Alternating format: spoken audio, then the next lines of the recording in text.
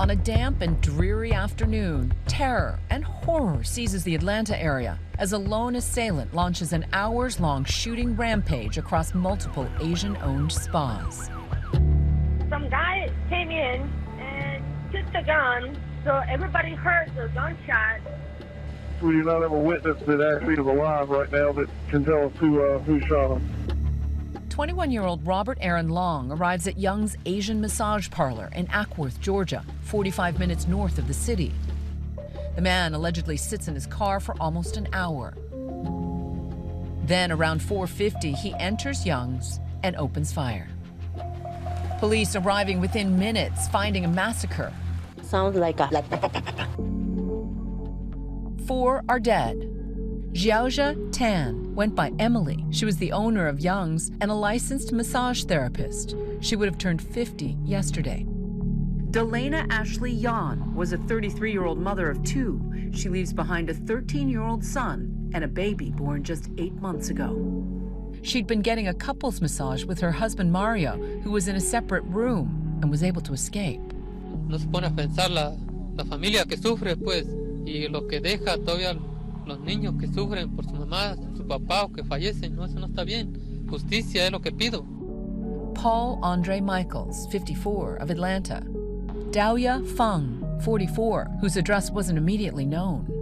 A 5th person is in stable condition, 30-year-old Elcias Hernandez Ortiz of Ackworth. He was leaving the store next door to the spa and was hit. We never know when we're at the wrong place at the wrong time, and I feel like that's what happened with him.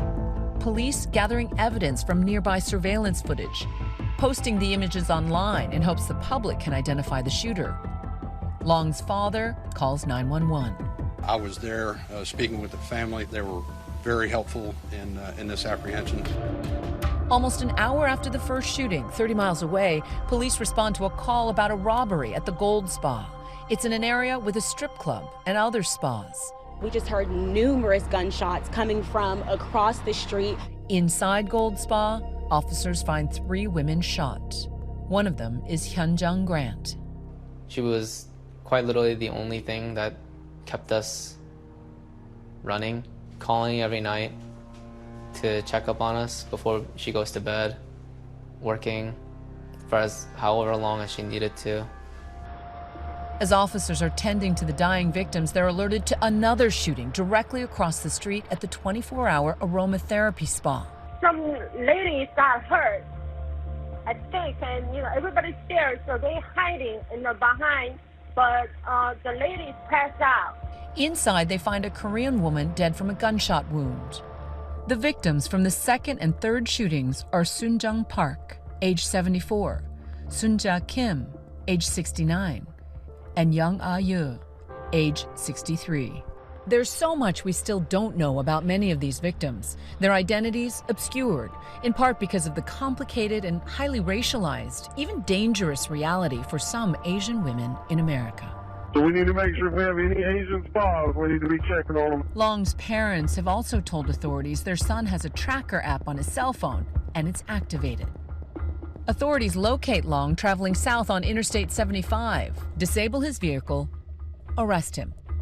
He apparently has an issue, what he considers a sex addiction, and sees these locations as something that allows him to go to these places, and it's a temptation for him that he wanted to eliminate. It's the biggest mass shooting this country has seen since 2019, coming in the midst of an enormous spike in crimes against Asian Americans and Pacific Islanders. This week alone, an 83-year-old Asian man assaulted, parts of his neck fractured, a 59-year-old Asian man beaten, nearly blinded in one eye, and a 76-year-old Asian woman punched in the eye, left bleeding.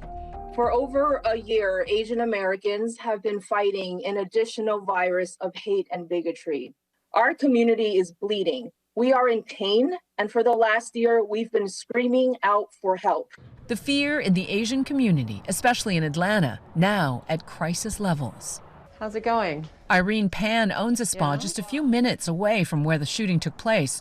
When the sheriff's office said, oh, it's not race, it's just sex addiction, I really don't think so. She says her employees just want a better life for their families. Buying the house, having their own car, more freedoms. So what did you call that? What do I call that? So American dreams. But those dreams now clouded with fear. Personally, we just don't want this happen again. My worker is kind of concerned to come to work right now. Some people is crazy. I mean, they come without to say anything or argument, just shoot you. She's now considering buying a gun for protection. For Jamie Webb, whose mother, Xiao Jie Tan, who owned Young's Asian massage, the pain is more powerful than the fear. I'm sorry. Don't be sorry. What does your heart feel like right now? Empty. She never finished high school. And she, like, when I told her that I decided to go to college, she was so happy. She just wanted to celebrate because she's very proud of it. You were the embodiment of your mother's dreams. Yes. When you saw this unfold, what went through your mind? My first thought was for Jamie, a life-changing experience for both of us. The last couple of years, she would say, you know, I'm going to be able to retire soon.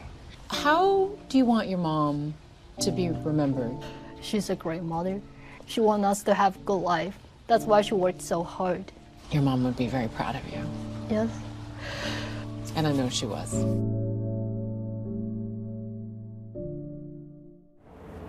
And for more on the investigation and the search for a motive, here's ABC's Steve Osunsami. This is what heartbreak looks like across America. The strangers who are joining the families of victims to cry. No hate, no fear. This is also what it looks like to stand against hate. People of all colors speaking up and marching out for Asian Americans who feel under attack.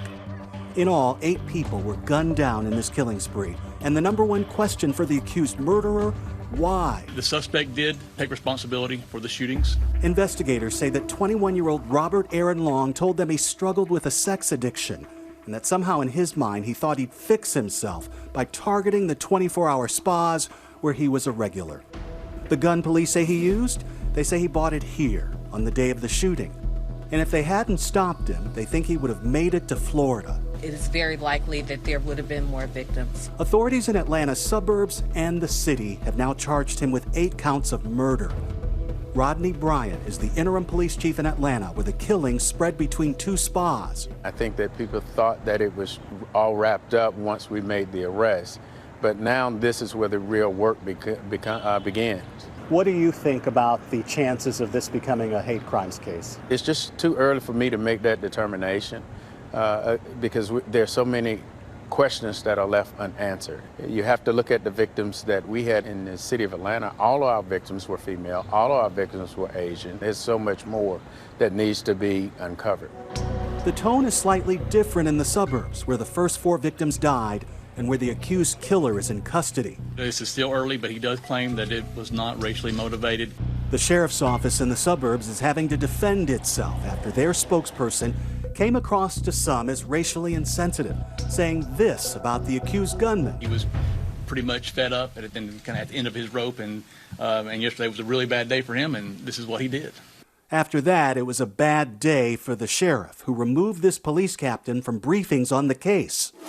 It didn't help when people discovered this now deleted Facebook post by the same captain, telling his friends to buy T-shirts that say COVID-19 imported virus from China. It's the same type of message against Asians that people in the streets are trying to fight. Here in Atlanta, authorities say they get it, and there's lots of work to do. It frightens Asian Americans, not just here but across the country. I mean, people are scared. We recognize the concern and the pain that they're going through. We're here to make sure that this doesn't fall through the crack, that we not miss one stone as it relates to investigating this case. Hi everyone, George Stephanopoulos here. Thanks for checking out the ABC News YouTube channel. If you'd like to get more videos, show highlights, and watch live event coverage, click on the right over here to subscribe to our channel, and don't forget to download the ABC News app for breaking news alerts. Thanks for watching.